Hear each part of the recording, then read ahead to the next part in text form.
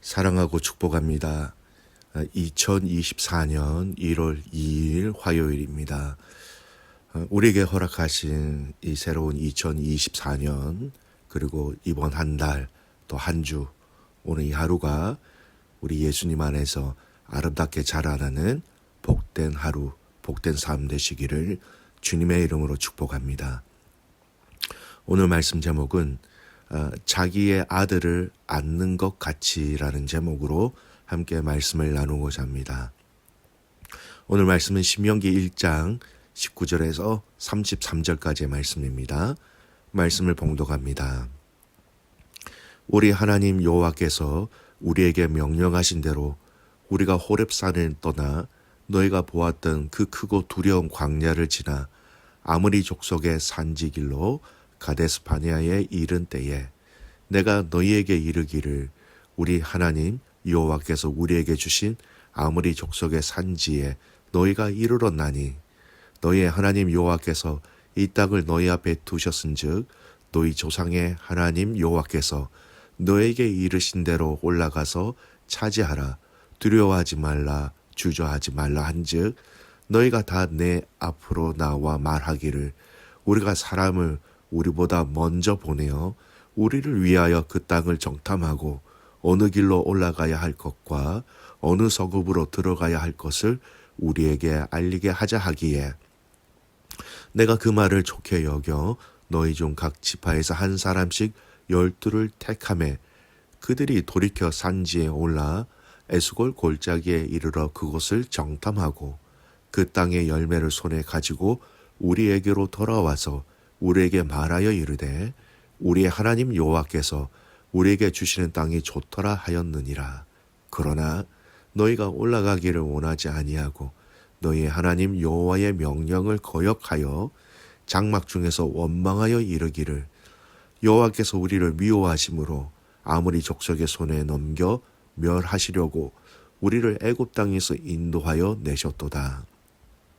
우리가 어디로 가랴 우리의 형제들이 우리를 낙심하게 하여 말하기를 그 백성은 우리보다 장대하며 그 성읍들은 크고 성곽은 하늘에 닿았으며 우리가 또 거기서 아낙 자손을 보았노라 하는도다 하기로 내가 너희에게 말하기를 그들을 무서워하지 말라 두려워하지 말라 너희보다 먼저 가시는 너희의 하나님 여호와께서 애굽에서 너희를 위하여 너희 목전에서 모든 일을 행하신 것 같이 이제도 너희를 위하여 싸우실 것이며 광야에서 너희가 당하였거니와 사람이 자기의 아들을 안는 것 같이 너희의 하나님 여호와께서 너희가 걸어온 길에서 너희를 안으사 이곳까지 이르게 하셨느니라 하나 이 일에 너희가 너희의 하나님 여호와를 믿지 아니하였도다.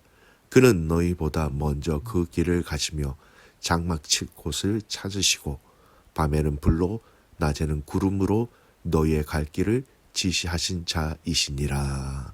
아멘. 오늘 말씀 제목은 자기의 아들을 안는 것 같이라는 제목으로 함께 말씀을 나누겠습니다. 2024년 새해에 우리가 함께 묵상하는 말씀 성경은 신명기입니다. 여러분 이 신명기는요 히브리 원어 성경에는 제목이 율법의 사본이라는 의미로 되어져 있습니다. 이 히브리 단어를 헬라의 단어로 번역한 단어가 또 있습니다. 두테르노미온이라는 단어입니다. 이 단어는요 또 둘째 율법이라는 의미가 내포되어져 있습니다.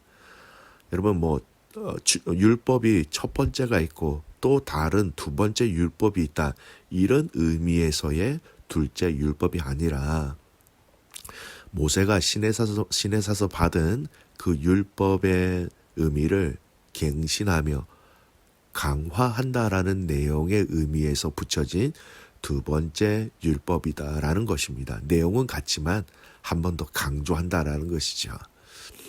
이 신명기 성경의 내용과 주제는요. 이 신명기가 쓰여진 배경을 알면 좀 더 쉽게 이해할 수 있습니다. 앞으로 저희가 이 신명기를 계속해서 묵상할 것인데 이 배경을 아는 것은 참 중요합니다. 배경은 이렇습니다. 약속의 땅 가나안 땅을 앞두고 있었습니다. 그리고 모세가 출애굽 2세대에게 남긴 고별 설교의 형식으로 되어 있습니다. 즉 설교 장소는요, 가나안 땅이 눈앞에 보이는 모압 평지이고요. 그리고 시기적으로 보면 출애굽한 지 40년이 되는 해이기도 하였습니다. 하나님이 약속하신 그 약속의 땅에 들어가기 바로 직전이라는 것이죠. 이러한 상황 가운데 이들을 이끌었던 모세는 자기가 가나안 땅으로 그들 후손과 함께 들어가지 못하기에 그들에게 남겨줄 수 있는 가장 중요하고 가장 귀하고 가장 놓쳐서는 안 될 그 말을 이 메시지로 전하는 것입니다. 과거에 하나님과 맺은 언약의 내용이 어떤 것인지 알려주고 있고요.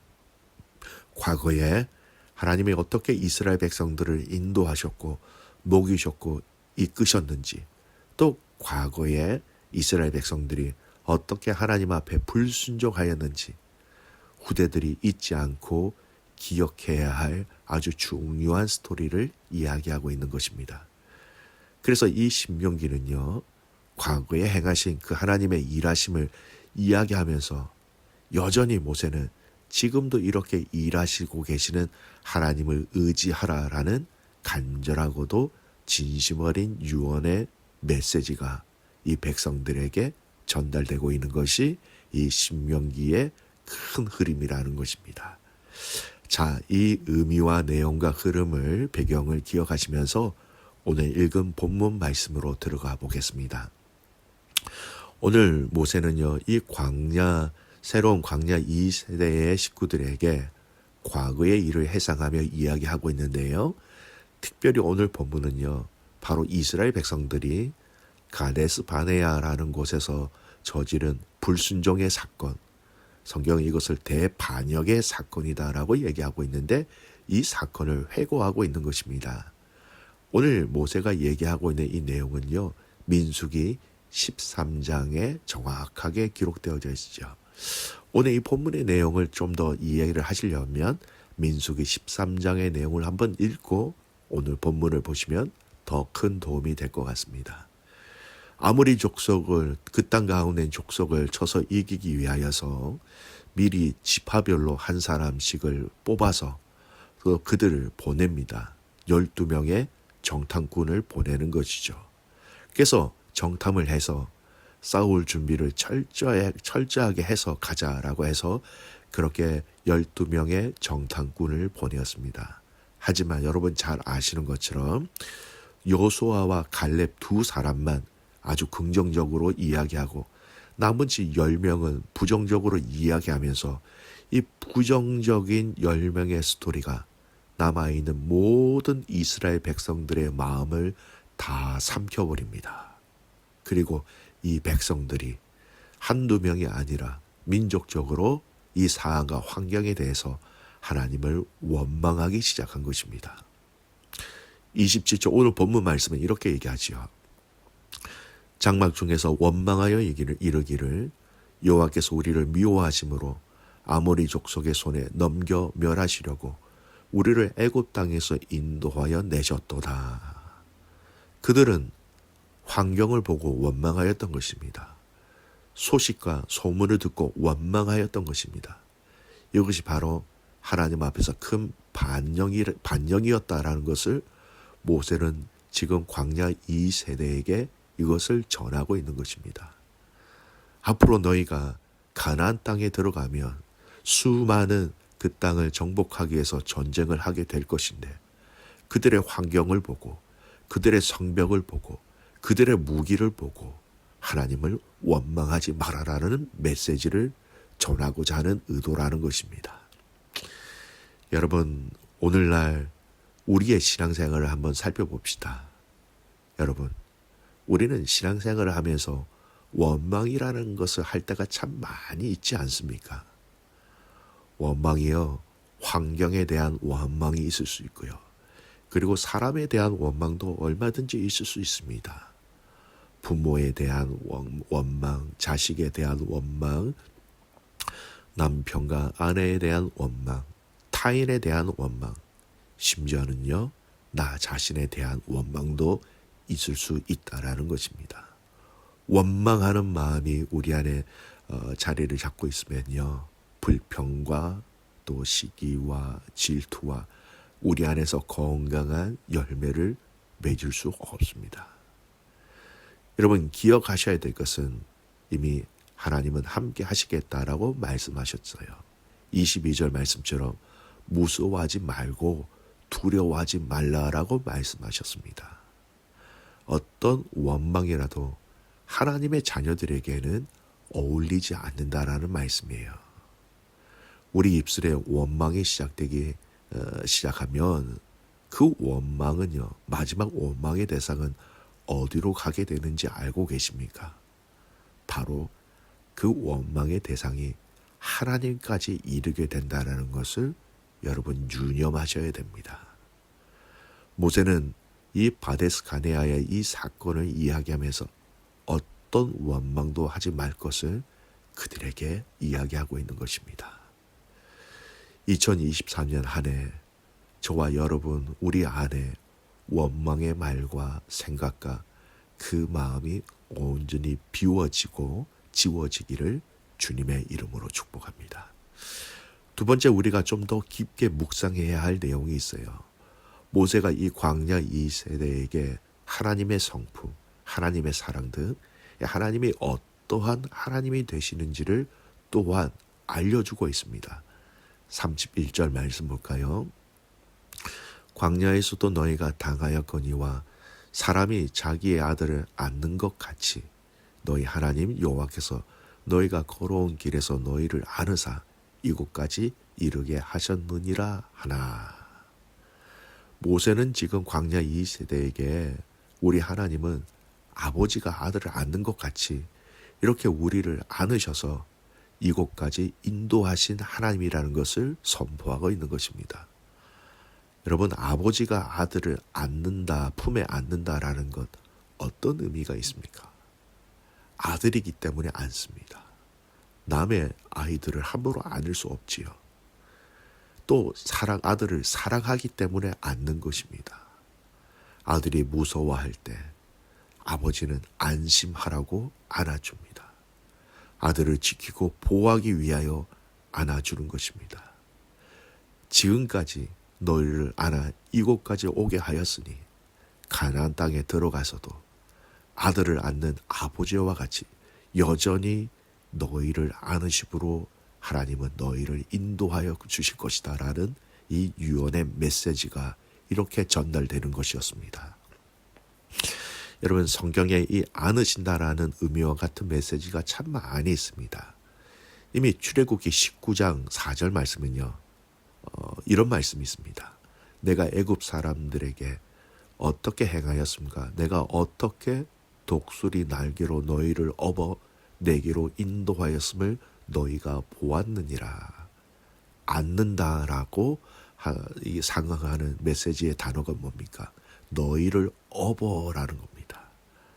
업어서 그 등에서 그 어린 아들을 재우고 인도하고 보호하셨다라는 것이지요. 이사야 40장 11절 말씀. 그는 목자와 같이 양떼를 먹이시며 어린 양을 그 팔로 모아 품에 안으시며 젖먹이는 암컷들을 온순히 인도하시리로다. 이스라엘 백성들을 향하여 하나님은 이 백성들을 그 팔로 모아 품에 안으셨다라고 얘기합니다. 여러분, 오늘 이 2024년 한 해가 시작되는 이 시점에서 저와 여러분을 업으시고 안으시고 인도하시는 그 주님 안에서 풍성한 감사와 평안과 은혜와 위로를 통하여 이 한 해 그리스도 안에서 잘 자라나는 한 해가 되시기를 주님의 이름으로 축복합니다. 이 신명기의 이 말씀을 통하여 하나님이 우리에게 뭐라고 말씀하시는지 이 성경을 통하여 좀 더 깊이 하나님을 알아가고 하나님의 사랑을 발견하고 누릴 수 있는 복된 하루가 되시기를 주님의 이름으로 축복합니다. 아멘. 기도하겠습니다. 살아계신 하나님 아버지, 감사를 드립니다. 지난 한 해 2023년 아무 자격 없는 우리들을 사랑해 주셔서 감사합니다. 그 사랑을 덧입어 또 2024년 이 한 해를 시작하게 하여 주신 것 감사를 드립니다. 하나님, 이 가데스 바네아 사건을 통하여 하나님 우리 안에 있는 이 원망의 말과 원망의 말이 우리 안에 제거될 수 있도록 그리스도의 은혜가 오늘 이 모든 것들을 녹여주시기를 간절히 소원합니다. 그리고 이스라엘 백성들을 품에 안으시고 또 업으시고 인도하신 것처럼 오늘 살아가는 믿음의 성도들을, 이 가정들을, 셀을, 교회를, 주님의 그 교회, 이 땅에 있는 모든 교회들을 그렇게 업으시고 그렇게 안으셔서 그리스도의 그 풍성한 위로와 사랑을 누릴 수 있도록 성령 하나님 축복하여 주시옵소서. 오늘은 우리 선교사님들 위해서 기도하는 날입니다. 라오스의 백부장님, 제네 선생님, 또 베트남의 방아치아 선교사님 가정들, 또 우리 조계진 선교사님 가정, 또 문성 선교사님 가정, 또 우리가 각자가 알고 있는 수많은 선교사님들의 그 삶 가운데 하나님 함께 하셔서 2024년 이 한 해가 그 안에 자라남과 통하여 열매를 맺으며 하나님께 영광을 올려드리는 이 한 해가 되게 하여 주시옵소서. 오늘도 겸손히 주님 앞에 엎드립니다. 주님의 크신 위로가 우리에게 넘쳐나기를 간절히 소원하옵고 살아서 역사하시는 예수 그리스도의 이름으로 감사하며 기도드리옵나이다. 아멘.